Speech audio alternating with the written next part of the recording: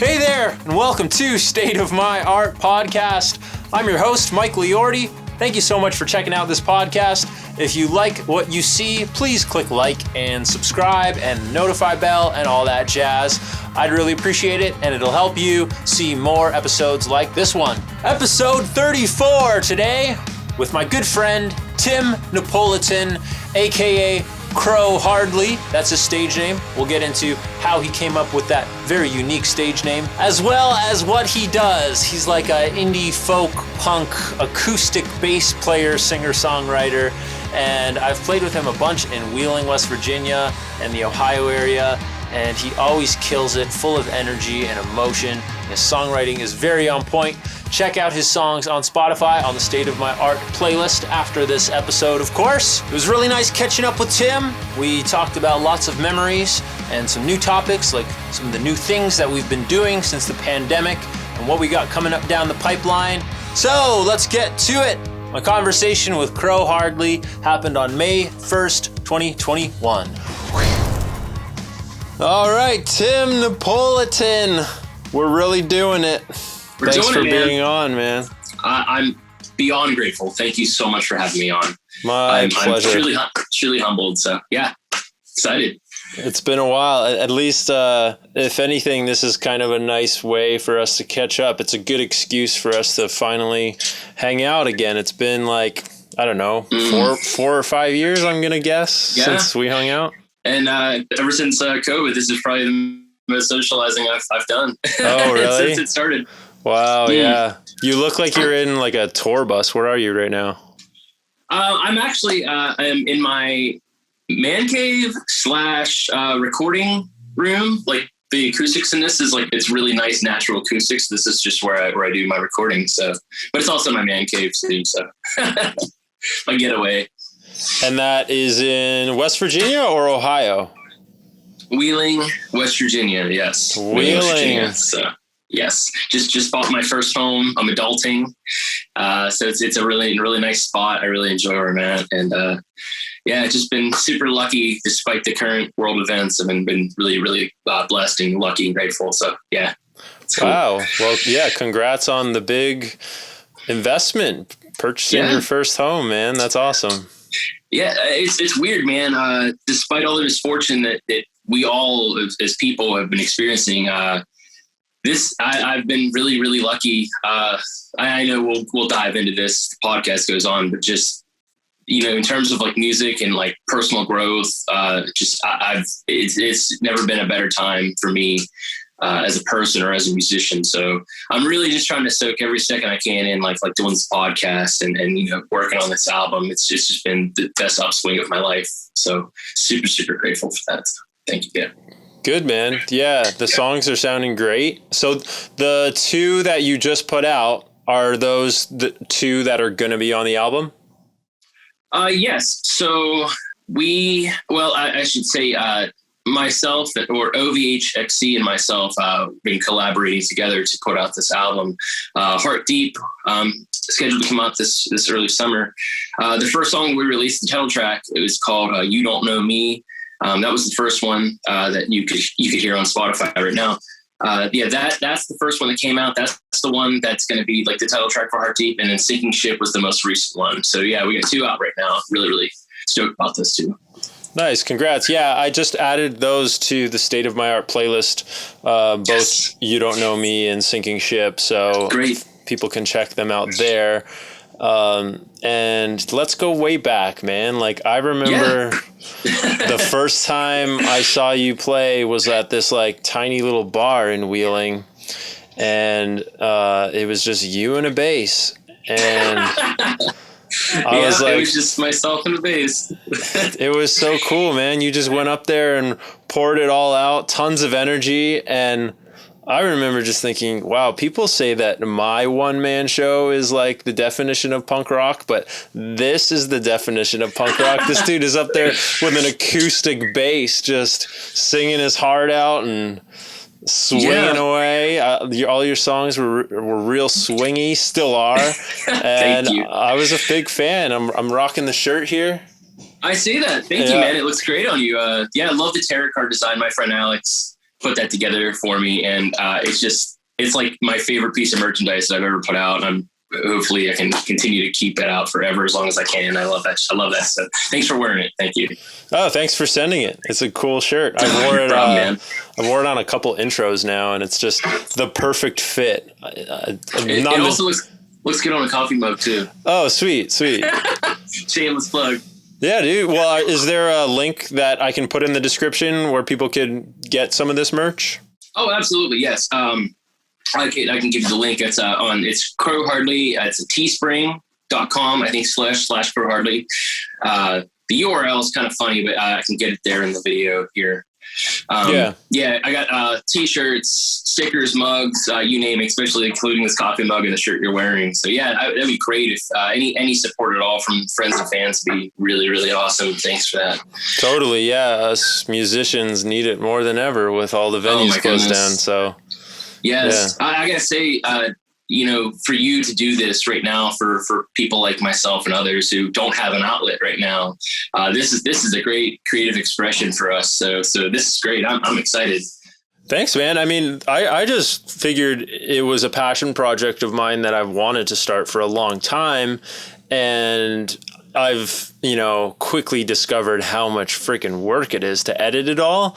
Yeah. But it's so rewarding when I get it done and put it out. And also while I'm editing, I'm like, a lot of these conversations I have with my friends who are artists at venues, and a lot of it, you just forget after. You forget we even talk about. Sometimes, friends are like, "You remember?" And we talked about this. I'm like, I don't remember talking about that, but I would say that. Whereas when I'm editing these back, I listen to these conversations 3 times over, and I'm like, "Oh man, that's a really good point that he made," or "I wish I said that." So it's I don't know. Podcasting is a weird thing where I think a lot of people listen and watch podcasts and think oh, they're just having a conversation, which it definitely is. But yes. Before we even started, and what I'm trying to do more of before I get into conversations with my friends, so that I don't spoil a conversation and talk about everything that could have been on the podcast, is it's weird because we have to take care of the tech side beforehand of how are we going to record? How are we going to, especially if we're doing it over Zoom, do we have the right angles? Do we have the right lighting? And even at a show, I find I get into tech mode and my vocabulary goes out the window. I'm just pure right brain or left brain. I'm not sure which one it is.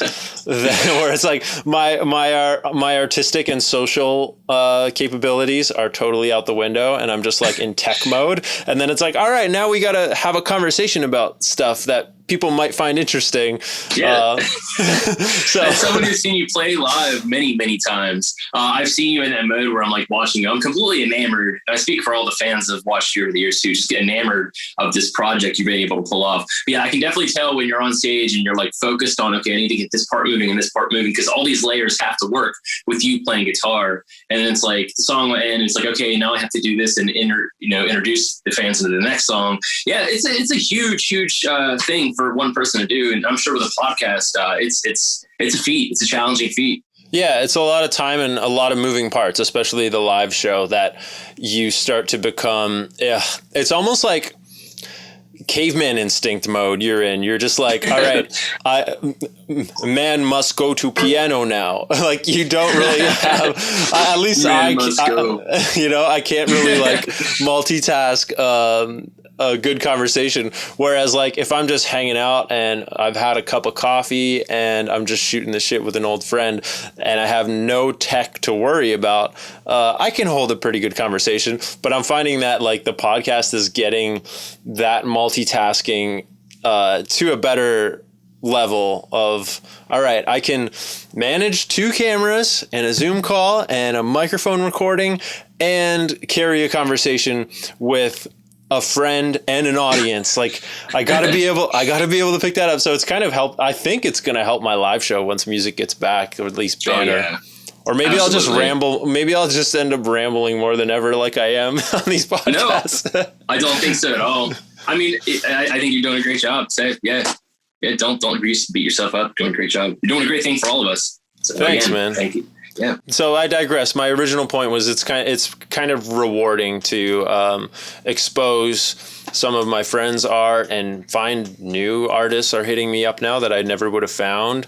And like, it's making me catch up on some of your new music, which, I mean, to be honest, the way that it's worked for me playing a bunch of shows every year is I'll really only be reminded to check out artists' new music when I'm booking shows through their town. And I'm like, oh, Crow Hardley's got a new album, new singles coming out. I'm going to check those out because he's playing the show next month. I'm excited about that. So that was kind of the thing getting me to check out music. But then over the last year and a half, I kind of just, focused on my own music, learning the songs for the band that I'm playing in now. So it's also kind of made me listen to more music, which I'm excited about too, and make a playlist finally for everybody to check out new music. So yeah, just building on top of your empire, man. So you've always had a knack for creating new content for yourself and for like this. So yeah, man, good job.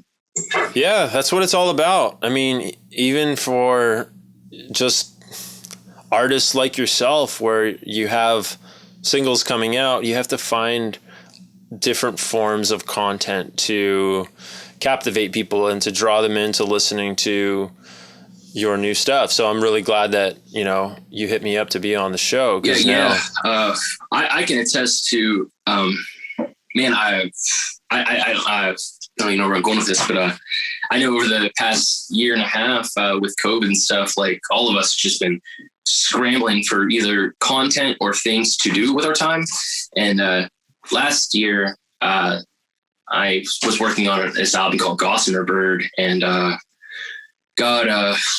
I really wanted to make something folky. I was like on this Casadega Bright Eyes kick. I was like, man, I'd really like to, I've always been happy with my punk roots, like with the bass and just like those just like raw notes and that kind of attitude.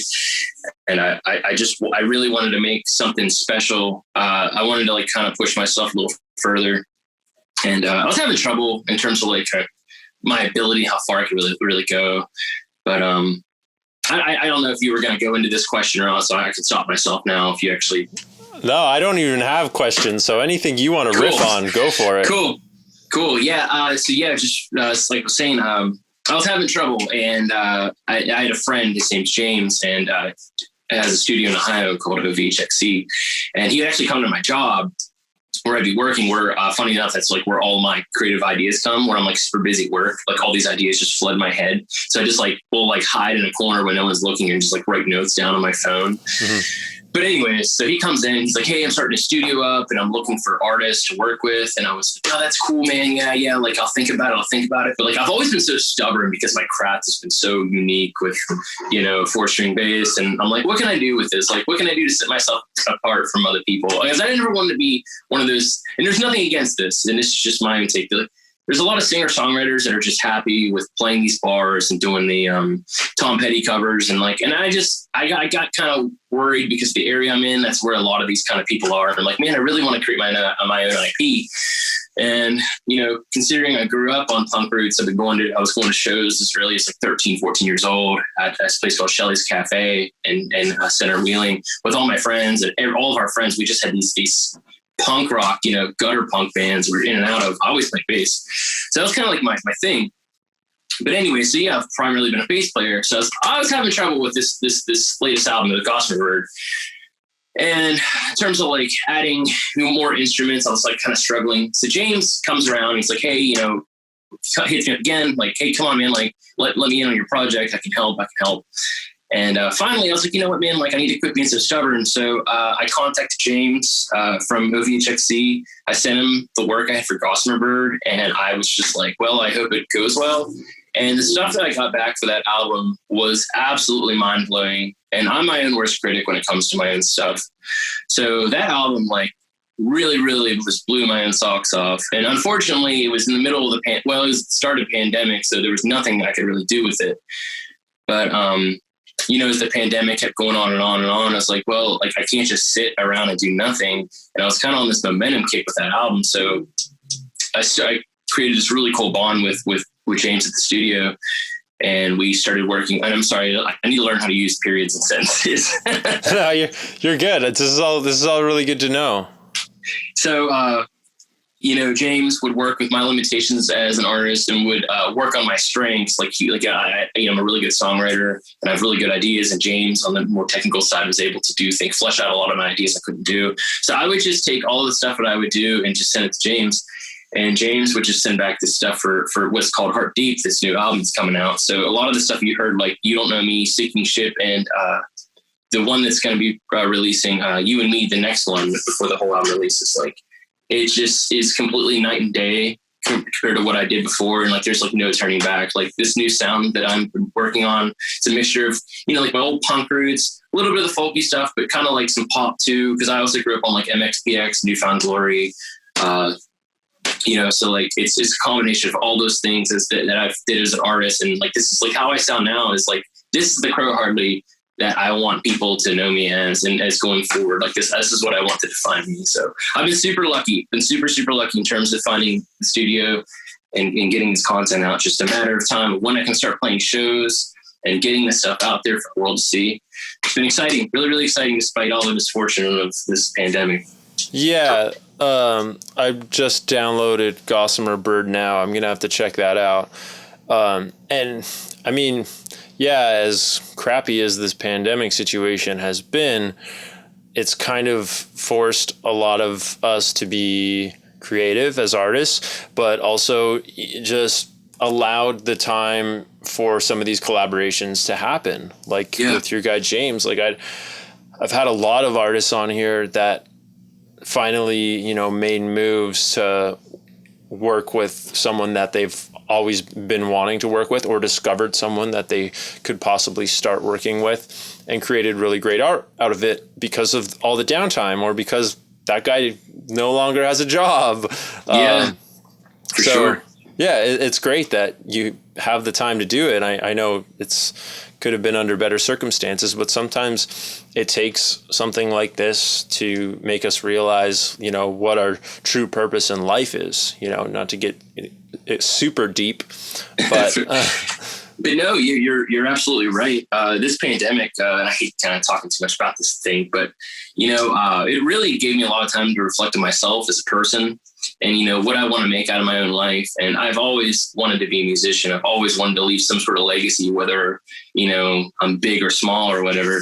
And through so much time and downtime with myself, where if I either had a choice of sitting around doing nothing or creating something that I can be proud of, like this pandemic pushed me to literally make the best album that I've ever made in my life. And, so in a way it's been like a good thing on top of a bad thing. But I can't wait when it drops this early summer, like for anyone who wants to hear me for the first time or catch up with me after a while, like you're going to be so impressed with this album. And it's not me being egotistical, because I am such a humble person, but I just think there's something there for everybody when it comes to this new album. It's just, it's going to be so awesome. So awesome. Sweet. I'm excited for it, and I'm stoked to see that you're really proud of it, because that is the best push to create more as well, is when you're really proud of something that you're making. You're just going to keep building off of that until you look back in 2 years and you're like, I can't believe I used to be proud of that.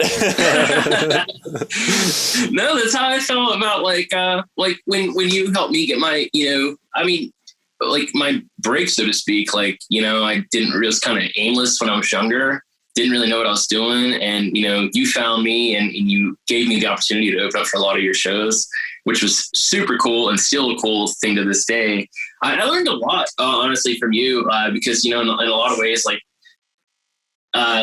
you and me, like our craft, like we've always been kind of alone, and you've always had like, bands and stuff to help you out, but you've always been primarily a solo player on live shows. Yeah.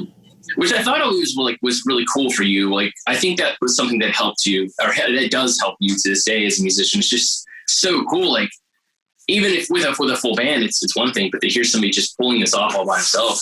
And that's how, like, I've always looked at myself, for all the things that I wasn't able to do or can't do as a musician. I like to think that when I play these live shows and I'm by myself, and that people are like, wow, this guy's like taking risks that a lot of people don't do. This is so weird, but cool. Like, I'm going to give this guy a try. I'm going to let him, check him out. So I've always thought that, like, with you and me, that's always been a kind of a thing that worked in our favor, that we were daring to be different. Yeah, it's funny because, like, in all other forms of art, there are plenty of successful one-man creations, right? Mm-hmm. But for some reason with music, it like always has to be a band or a team, or even if it is one solo artist, they're kind of backed by a band. So I guess that was always instilled in me, that like that was necessary and it was a requirement to have a band. But once I finally realized, like, wait a second, there's so much to my backtracks already when I have a band, because I just like that big, larger than life Angels and Airwaves style of sound. Yes. That taking out the bass player was really only eliminating like one of 60 instruments that only comes in through the second half of the song a lot of times. So it just made sense for me to do it. And then I realized, oh, wait, this is kind of like a gimmick that's working for people. People are like kind of drawn to this punk rock energy that I'm finally exposing out of myself through just, not giving a rat's ass and going for it is what a lot of people say. And I'm like, this is just me doing what I do. I think it worked in your favor too. Like when you were traveling with the Warped Tour and you were, playing outside of the festival, trying to get in. I think that worked for your favor when they were like, holy crap, this guy's like got some guts doing this stuff. And they, let you play. Like I remember when I saw you play the Warped Tour with Burgestown. That was so cool. I was like, holy crap. Like Mike's done it. Mike's here. Like, and I like to think that your own distinct style is what helped you. So that's what I like to think with me too. Like, if I ever get a big break, it's cool. I'm grateful for this opportunity alone. But, if something were ever to strike with how I do my thing, then I'll take it and run with it. So, yeah, dude, it's all about just being ready for it. And you get out there and play shows. You make sure you have new music coming out. And you do the little side press things. It's just a balance of everything that is really going to get you those next level opportunities. So just keep at it. And most importantly, you've always had a really positive attitude. And so I always really look up to you for that. Yeah. Like, and everyone at the show. Vice versa. Thanks, man. I think some people would disagree about me having a positive attitude all the time.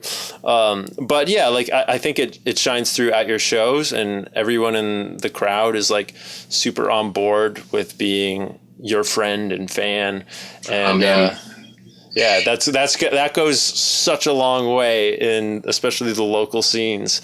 To just be a lovable person, Absolutely, man. I'm grateful. I've made so many cool friends over the years through Crow Hardly, which, if you don't mind, I'm probably going to be all over the place here. Do you mind if I just tell real quick how I don't know if I ever told you how Crow Hardly, like where that whole thing came from? Sure. Yeah. I don't know.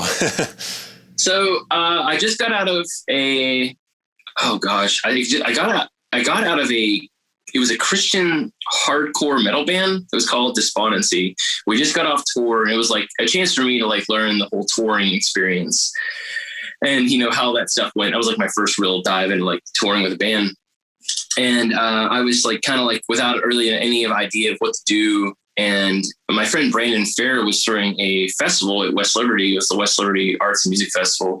And he asked me if I wanted to come up and play. And like, I really didn't know how to play guitar, but I was always a good bass player.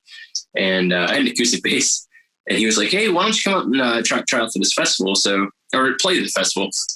So I was kind of like, I don't know what I'm doing. He's like, I'll just come up, man. It's like, just do whatever you want. It's all about creative expression. So I knew that I wanted to actually have some sort of hook when I got there. And like, I didn't want to go as Tinderpolitan. I wanted to come up, like I wanted to have like a presence. So the night before I'm watching like TNT and The Crow was on, like, cause at the time, like that was always on TNT. So I'm watching The Crow and I was like, oh, this is a cool movie. And I was like, Well, I guess that would be kind of a cool name. I could just call myself Crow on stage. I thought for some reason I thought at like being 21 years old that'd be a cool idea. But I knew at the time I was also writing like a lot of like love songs. Like a lot of the stuff that I always had penned to notebooks was like, like poppy love songs. I was like kind of getting out of my punk phase and starting to get into like Elliott Smith and Bright Eyes. So I was like, I'm going to go to this West Lib show and I'm going to call myself Crow Hartley, and I'm just going to play what I'm feeling and hopefully it resonates. So I go on stage and I tell Brandon, I'm like, okay, I'm Crow Hartley, just call me that. And Brandon like might have misheard me or something. So he gets on stage and he's like, all right, this is Crow Hartley. Crow Hartley, everybody. So I was like, all right, I guess I'm going with Crow Hartley then. And I ended up playing. I sounded absolutely horrible, but everybody was super supportive about it. And, I swapped out acoustic for a few shows and I was playing some acoustic stuff. And it just like, I felt like I just sound like everybody else. And I was like, I don't really feel like I'm going to make any headways with what I'm doing. So I started playing bass. And along over time, I've had friends and stuff that have jumped in and played, rhythm over the years. But it's always been me primarily being solo now. But that's where I got the name Crow Hartley. And wow. Yeah, that's it. That's how I've always been Crow Hartley ever since then. I don't even know how it stuck. It just always did. That's always been it. To this day, people are just like, a lot of people call me Crow and they call me Tim, but like it's like so normal now to hear Crow. I'm just like, oh yeah, hey, what's up? That's funny. Yeah, I didn't realize. I always wondered like, where did he get that name from? Yeah, but I'm sure it makes sense to him. It's such a like, I don't know. Like, I wish it was a cooler story. It was just like so ho hum. Like, oh yeah, I guess I'll just be that guy. And it just stuck. It suits your sound too, and like, man, I wish I talked about this with Noah, my roommate and keyboard player in the band that I'm in. That like, I wish I had that sort of, all right, full send. I'm going with this. Like, I like that name. I'm going with it. I'm like more indecisive than ever. I don't know if it's because I just have a huge back catalog or I've been Rosedale for so long, but I'm trying to rebrand and come up with a name that is really search optimizable, but suits my sound. And, no one else has it, but has a lot of meaning to me. And man, it's so hard to just decide on one and go with it. That's one thing I've been like lucky in a lot of regards. Like the name at the time didn't really mean anything to me. It was just a name to use on a stage for a show. And then like, I just stuck with it for so long that like, it ended up becoming something for me. Like, I would have no qualms about like being in another band or starting a band down the road, but I could never not see myself doing Crow Hartley. Like even into my 40s and 50s and stuff until I can't play anymore.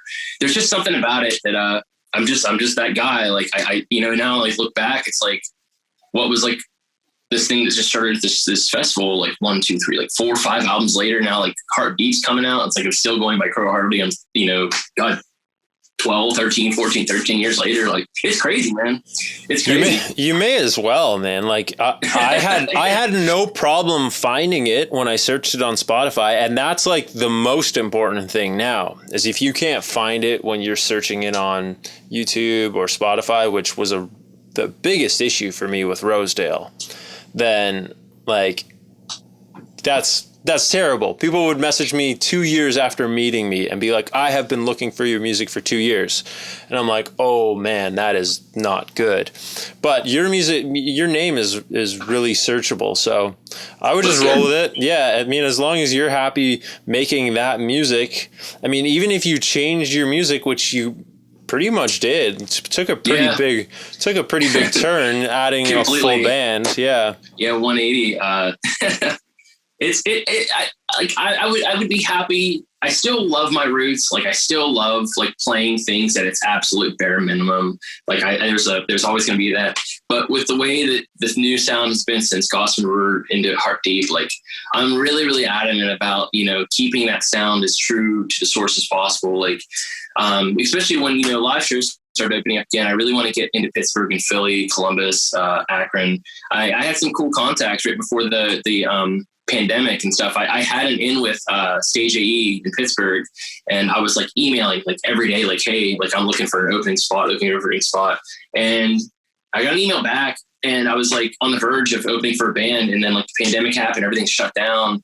So now that everything's kind of opening back up again, I'm hoping by fall I can kind of get myself back out there again with shows and, like have a guitar player and maybe have a drummer and like, a female co-vocalist with me. Like that's the goal for 2021. Get this album out and start playing live shows again. That's the thing. Getting that creative expression out there. Yeah, man. I'm sure you'll have a really successful time as soon as things open up, especially like, this is the thing that I've been so back and forth on over the pandemic is, are local artists going to suffer when things come back, or are local artists going to have the advantage when things come back? And a lot of people, like a lot of people have said that, well, local artists are going to have the advantage because all these venues are going to be starving to fill their minimum capacity rooms, and local artists could do that. If you have a 500 cap room that all of a sudden can only have 150 people in it because of the restrictions, then no touring band is going to want that, at least not for a while. And it's risky to book that 6 months out like a lot of touring bands do. That's a good point. Really good point. Never thought of it like that. I think as soon as things become like, all right, we can have 20% capacity at our venue, they're going to be calling guys like you like, hey, can you bring 50 people? Because if so, we need you here next week, Hopefully, I wish all bands, not just local bands, I wish all bands can prosper out of this horrible situation with the pandemic. But, if there's an opportunity like that, I'll absolutely will strike on it. I know you do. I can't imagine how much you miss this opportunity, the opportunities, to play live. I know I do. And I'm definitely going to go all cylinders when this thing kind of lifts back up. We were just talking, before the podcast about I just had my second COVID shot. It just absolutely wiped me out. But I in one way I look at it, I'm like, okay, well, what this thing, is going to take care of me and make myself safe for others and for myself. Like, then this gives me a chance to play some music and play some places. And then let's do it. Let's get it out of the way. That's why I did it. I was like, I know venues are going to be, wanting to see that you got your vaccine or whatever. And I think I got my flu shot once when I was like, I don't know, 12 or 13. Me too. And it made me get the flu and made me sick. So I was like, I don't want to get this thing. I'm going to feel terrible. Sure enough, I did. For like 10 days. I felt brutal. My arm was killing. I had headaches. I had a fever. Yeah. Right here. So sore. Yeah. So I hope you're doing better from that. Do you think you're 100%? I would say I'm probably like 80% better. I know Thursday when we talked, I was in such bad shape. Like I was like, how am I going to do this podcast? And I'm like, here's this opportunity for me to get my outlet out. And I'm like, oh my God, like I'm completely, I feel like I was like 100 years old, like just desolate. I was laying like literally like in my bed, like, oh my God, I can't do this today. I can't believe it. Like what's going on? But yeah, I feel good. I'm ready to go, ready to, take the world back over for me and get some things moving, get the ball rolling again. Yeah. Well, that's good, man. I'm glad you're feeling better. That's exactly what I said. I was like, I feel like I'm 80 years old right now. Like I feel like getting up to walk to the bathroom is so much work. I'm going to backtrack again. I forgot. There's one thing I did want to mention earlier during when I'm going to ask you this too. So I guess I'll ask you first. During this quarantine, like aside from the podcast, like have you done anything like that you never would have done before that you'd like, maybe like, okay, like maybe the podcast is that answer. Is there anything that you've done during this quarantine that you would have never done before that you did? And you're like, oh my gosh, I can't believe I pulled that off. Because I have something I want to hear if you did. Okay, I'll just list a few of mine real quick. I shot under an 82 golfing, which that's like, nice. That's almost scratch golfer. I've just been playing so much golf because it's like the only thing I was able to do while I was stuck in Canada. So my golf game is like way better than it's ever been. But musically, I started teaching some students piano and vocals and drums. So I was hoping you were going to say golfing. You got so good at golfing, you just started teaching.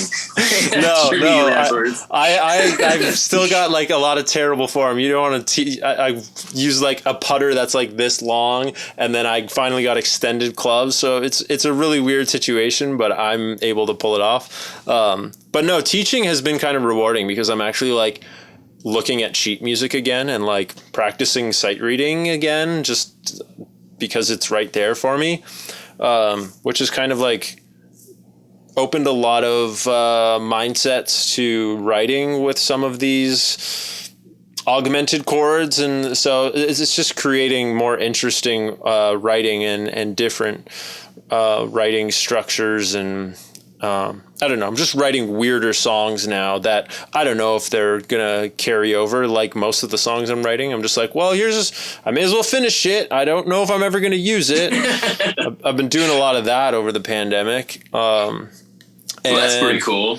Yeah, I mean, and I'm just like taking things easy. I'm no longer able to go to a gym, which was like a big part of my life, especially when I moved out here to California and I was living out of my van. The only reason I was able to pull that off is I could go to the gym and shower. So I was working out a lot too. And now I'm just like, all right, I'm just going to do as many push-ups as I can every morning. And so it's doing the at-home workout thing is like weird for me, especially at my height. It's like I barely have any room to do it here in my garage.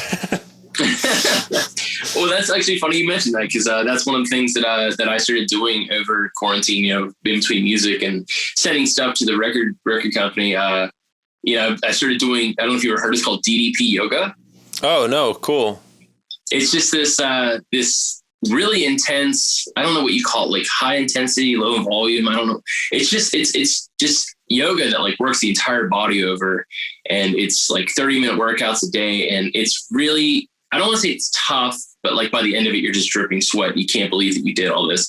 But that's something I guess I can relate to you. Just I've been doing a lot of at-home workouts, trying to get back in shape. I was doing pretty good. And then like, I don't know, oddly enough, when I went back to work is when I started like kind of getting more out of shape. So now I'm like in the process of getting back into shape, because I kind of like when I start playing again, like live shows, I don't want to look like, this uncle bod that I currently have.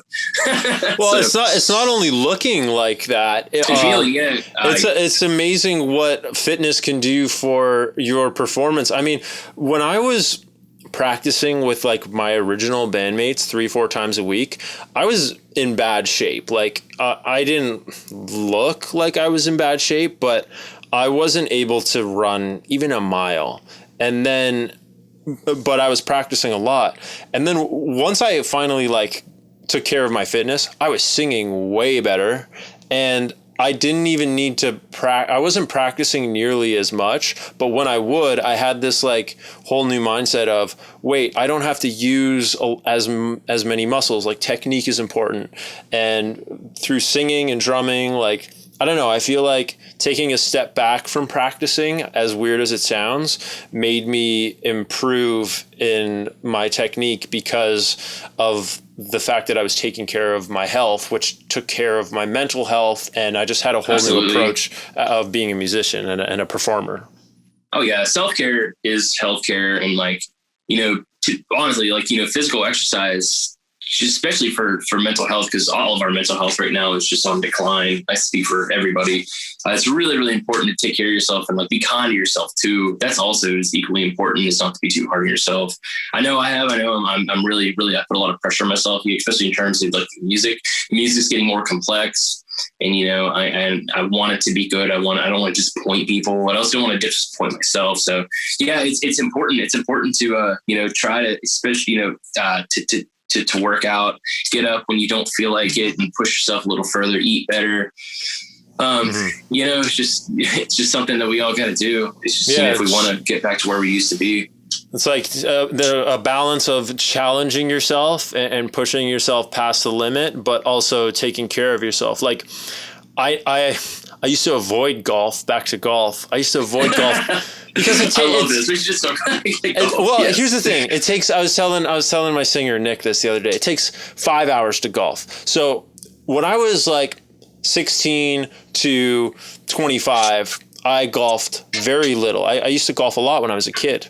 And then I kind of stopped. Yeah. I was on like the Lionhead Junior golf team in my hometown when I was like 11 or 12. I wasn't like the best on the team by any means. But I made the team, and then I just kind of fell out of love with the sport because of how much time it took. Once I turned, in my high school years and I had to start paying for my own golf, it's an expensive sport. Sure. So there's all these reasons to like not do it. And it took a lot of time. And I thought I need to spend all of my time on music. But I was telling Nick the other day, it's funny now that I'm like golfing pretty regularly. One, it gives me a deadline because I'm like, I have a tee time at 2:00. So I have to get all this stuff done by 2:00. So I don't diddle daddle or fall into the YouTube rabbit hole. I'm so like, easy to do. I'm like, I have to get these things done. I have to work out. I have to write by the time that tee time comes. So I get more done before 2:00. And then the 5 hours where I'm like walking 15,000 steps, I always make sure that I walk on the course too. At the end of that, I feel like I'm way more energized and I sleep way better. So it's like I'm pushing the deadline thing, which I always talk about is so important. And I'm also like pushing my body to walk 5 times more than I would have that day, which is going to make me get a lot better rest and a lot better sleep. So I think it's important for people to find like what their passion is as well. Like if that yoga is something that you enjoy all 30 minutes of, maybe there's a 5-minute stretch that you hate, but like you love doing it. It's the longest 5 minutes. That's why I really like sports, is it gets you to escape whatever you need to escape from and take care of your health and then come back with a whole new perspective and energy. But it doesn't even have to be a sport. I know a lot of people get that high from going to the gym or lifting, right? Yeah. I think it's important, like for anybody right now, whether you're a musician or not, like, with all this time we spend indoors, like it's so important to get yourselves out and like, just explore and see things, do things you wouldn't normally do. It's super, super important more than ever.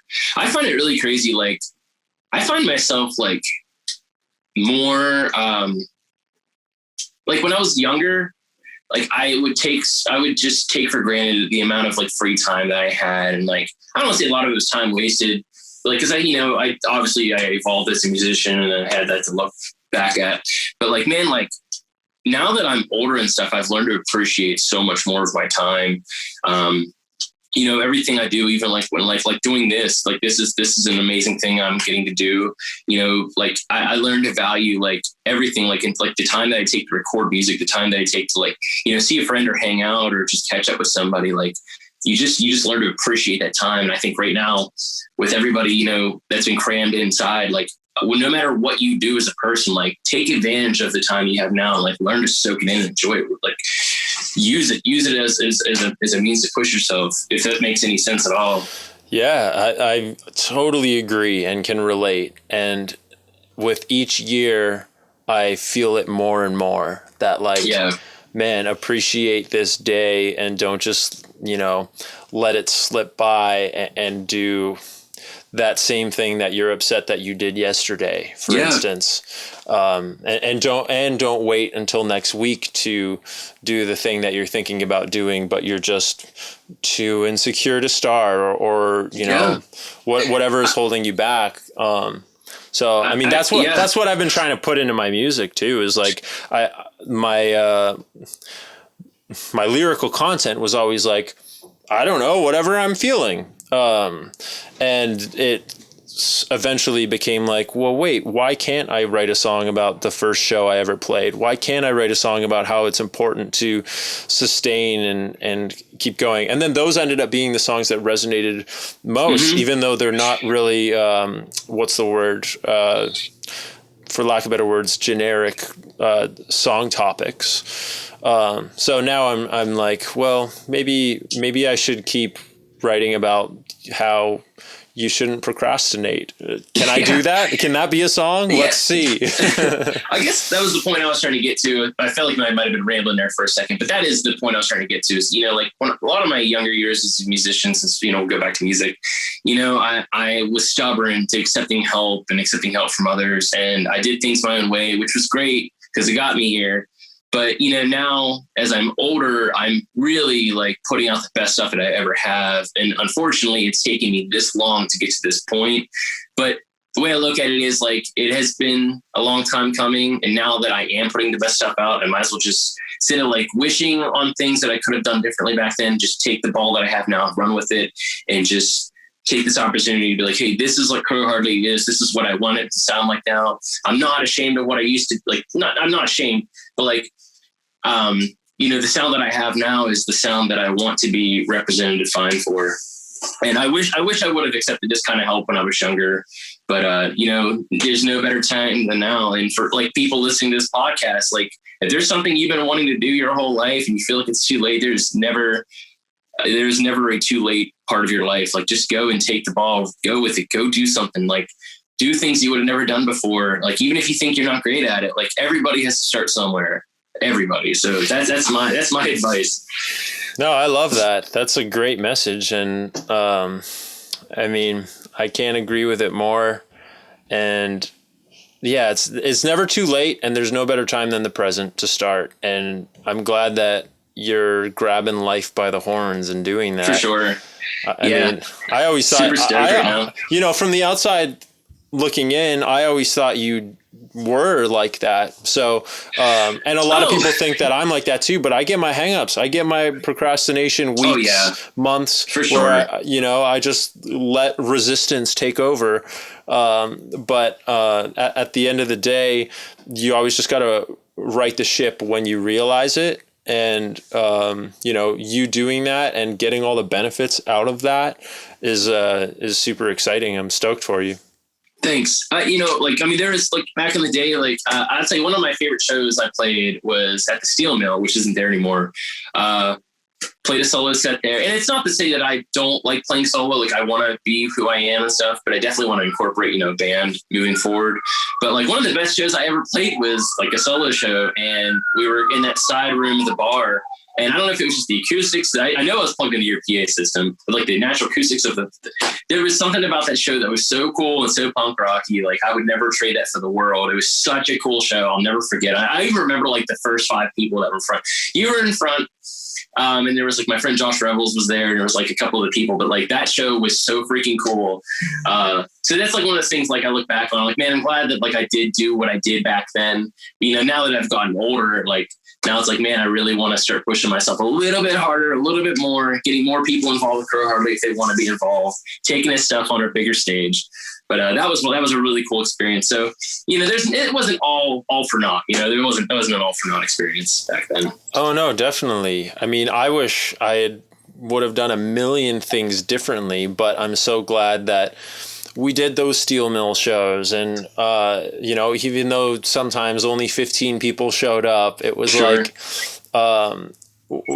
we look back on it now and it's like, wow, those were the good old days. But also I can't wait to get back to making that happen, but done properly, or now that I know what I know now, I want to go back there and make it really happen. But on a tech note, I do remember that show and setting up my mixer and doing sound for it. And I do sound a lot down here too. That's another thing that I started doing before the pandemic. That's cool. And it was really fun. And then all the venues that I was working at got shut down. So now I'm doing sound at a lot of churches, which it's awesome. The bands nice. Are great. They're like 11-piece bands. I'm like, whoa, I've never mixed a band like this. So that's really rewarding too. But I always like to really squash the vocals and make them really compressed. And I remember doing that a lot with your voice, because I was like, his voice sounds really great when you squash the crap out of it. And I find that it's really that's really true for really expressive singers, because the more expression you have, the more your volume's going to fluctuate, right? So you want to try and smooth it out. Mm-hmm. And when you smooth out that expression, it sounds like a really good recording. So I noticed I noticed that with your new stuff, your voice is super compressed and right in your face, and it sounds great. Oh yeah, that's all VHXC. They make me sound like $1 million. That makes sense. The best shows I ever played were with you because I was using your equipment. But yeah, man. Yeah, and I always bring the light rig and all that. But no, I like that's part of it, man. I've probably done sound for more bands than a lot of like house sound guys, just because I've had to bring my PA and set it up 5 out of 8 times, you know? Yeah, dude. I'll tell you what, when everything goes back to normal, if I have to travel to Cali, man, I would love to have the honor to open up for another Rosedale, Mike Liorti, whatever type of show. That would be so cool. It's just a homecoming tour type of thing. That'd be so awesome. Great. Yeah, likewise. Whenever I come back through, I'm definitely going to hit you up. And if you can make your way out here, there are definitely some places that we can get you in out here. So yeah, it's a big bucket list, man. Step one was, making some really, really cool content. Gossamer Bird, I'm super proud of that. That's like my baby. Heart Deep, again, coming out this early summer. That's going to be the one I really, really just want to promote and push that album for like the next 2 years. I've been working so incredibly hard on that album. I've used every ample amount of energy and time that I've had. I've missed out on hanging out with friends, even with COVID, I've missed out on a lot of opportunities. My days off have been down here in this basement. But I know that when it's all said and done, all that time and energy will be meant for something, because I can't wait to, look back on this album years down the road, because I just know it's going to be something special. I want to get some vinyls made. That's another bucket list thing. I want to get some vinyls done. And, I just want to start playing some bigger places again. So there's a lot to look forward to for 2021 and 2022. And I'm so stoked to just show the world. I'm really, really excited.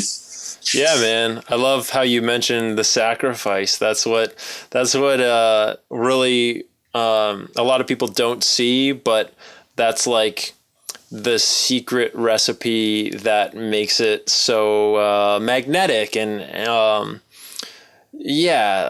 I remember so many all-nighters, 14 hours a day of just like, I don't want to do anything but work on this album because I'm so proud of it. So I'm so glad you're there. That gets you to the 10,000 hours so much quicker when you're like passionately taking every hour of your time away from, your job to work on your craft. And it's going to carry through. Family. Yeah, dude. I've had nights where like I'm just recording and I can't get something down right. Like my hands are just shaking because I'm like, why can't I just do this? Like I just got to get it done. And it's like one more take, to the point like where my computer has to reboot it because like the files, the backup files are just like, I'm using Presonus, and it's just it's like I have to restart my computer because like it's just saved so many backup files that it's getting ready to crash the system. Oh, that's the DAW that you use. What is that called? Presonus something 1? Yeah, Studio One. Yeah, Studio One. Nice. Yeah, Presonus. Always. Not even a cheap plug, but yeah, just always been a Presonus guy. My friend Ian got me into Presonus, and that's like how I've like taught myself how to record and stuff. Never really been great at mixing and mastering, but that's like where VHXC came in, and obviously with their also added help with like the more instruments and just everything they've incorporated. Right on. Yeah, shout out to Presonus. Why not? You know what? You mentioned how my gear was making you and everyone sound better. That was a Presonus board. No way. Yeah, that makes sense. It was the first generation of the 1642 Studio Live. Which comes with Studio One. I never got into Studio One because I'm like already a Pro Tools guy and like I'm too complacent to change now. Sure. But that first Studio Live had some issues and it kept freezing and crashing and I kept getting it repaired. A lot of it was my fault. Like I didn't have a case for it and one of the knobs broke. So by the fourth time where I was like, hey guys, this keeps freezing. I met them at NAMM and I was like, is there anything I can do about my 1642? It's frozen again. I'm about to send it out to get repaired. They gave me the CEO's card or whatever. and I emailed him and I was like, here's the situation with my Studio Live. Here's all the receipts from all the times that I've repaired it. And they sent me a free, the new generation, the AI has a little USB slot in it of the same mixer. So they just like gave me a free That's one awesome. of that. Yeah. So well, you shout out to them then. Hey, this is one thing I'd love to get sponsored. There's a bucket list thing. Yes. So shoot, man, I would love to. Yeah, I'll definitely have to send you a bottle of Vocal Ease for being on the podcast. I send it to all my guests, especially if they're singers. So nice. Yeah, absolutely. Yeah, yes. It's an all natural vocal spray. I don't have any here with me right now. I'm getting ready to head to Arizona in the morning with my girlfriend. So my room is a complete mess. I'm doing laundry. I appreciate it. Yeah, Vocal Ease. Yeah, thank you. Thank you so much. I'll definitely take it. I definitely can take advantage of that for sure. Like that baritone voice. Yeah, for those 100 takes, you can reboot your computer and reboot your voice. There you go. Yeah. I remember before I moved to this house, I was living in the same apartment that you stayed at, which for people who don't know, just a super quick recap. One night I was at work and you were on tour and you needed somewhere to stay. And you're like, hey, like, do you have anything open? And I was like, well, yeah. I was like, my place is super small, but yeah, you can come crash. And that place that you came and stayed, we actually recorded. It was at the time I was doing a thing called the Crow Hardly Couch Sessions. And it was a super, you remember, it was it was an interview thing. It was like, it was way over my head at the time. I really didn't know what I was doing, but, yeah, we had a great time there. We hung out that night and caught up and did some funny shit, in terms of like, talking about music and stuff. But that apartment, I recorded Gossamer Bird in, and I had a neighbor upstairs and I would sing and do these takes over and over and over again because my voice is so low. There's highs that I couldn't hit. And like, I felt so bad for my neighbor because like I would hit these highs and it just sound horrible. And then I was like, I always wonder, I was like, boy, I hope she like didn't hear me doing those. And then like we caught up and she's like, yeah, I heard like every single take, all 300 of you going, I was so embarrassed. I'm like, oh man. But yeah. That's great. But it's nice having this basement now. Nobody can hear me. Nobody can hear me for all of my blunders and fails. So. No, that's all part of it, man. That's part of the 10,000 hours, the sacrifice and the struggle. And eventually you realize, like I said, eventually you start doing that crazy yoga you're doing and realizing, wait, I can hit those high notes and I don't have to strain and I don't have to push. I'm only 3 weeks into the yoga, but I can already feel like the brain fog isn't as bad as it used to be. My anxiety still there, but not quite as prevalent. So back to the whole self-care is healthcare thing. Yeah, it's super important. So yeah, hopefully I'll get there. Someday I'll sound like a real musician. We're getting there. Right on. Well, Tim, thank you so much for taking the time and sharing all that. I think a lot of people are going to get a lot out of everything you just said. So thank you so much for being on, man. Sorry if I was all over the place. This is like, I've never done an interview before. So this is, all new to me. So thank you for everybody who would listen to my rambling, and thank you to Mike for trying to fit a narrative on this whole thing. If I've taken it off the rails, I'm sorry. I apologize. No, don't worry. I always feel like I'm rambling, probably am, but you know what? Most of the podcasts that we also listen to, it's people rambling as well. So that's the generation that we're in now, is people want to hear. It makes them feel less alone when they're hearing other people stumble on their words for an hour. So I've been craving this like social interactivity. So this is like, you're doing me a favor more than just for Crow Hardy, but just the fact that I'm getting to talk to friends again is great. So yeah, thank you. If for everybody who's interested, you can find me on Spotify, Crow Hardly.